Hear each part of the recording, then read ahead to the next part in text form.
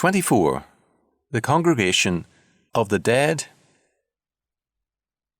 I wrote recently about weathermen on television and how they regard weather. The weather is good or bad only if it suits these city dwellers and their pleasure. The only time a storm is welcomed is again in terms of pleasure. If it is good news for skiers, this is a deadly attitude. It marks the decline of a civilization. The reduction of life to pleasure is a mark of coming death for a society. In ancient Rome, the presbyter Salvian wrote of the barbarian invasion and the total destruction of Treves.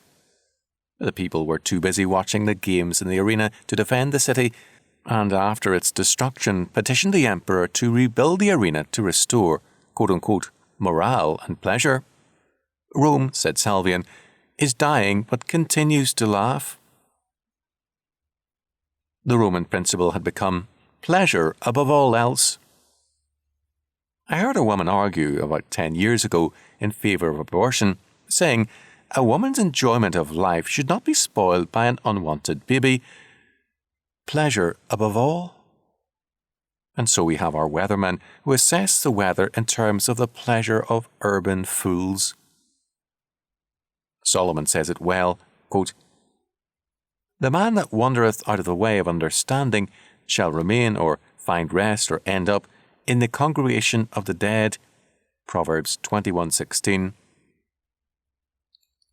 The congregation of the dead is all around us. They refuse to look at life except in terms of their pleasure. The weather must suit their pleasure, not the needs of farmers. Then, too, politics must be governed by their wishes, not reality. God, too, must give them what they want, because what's the point of believing in God if He won't do something for man?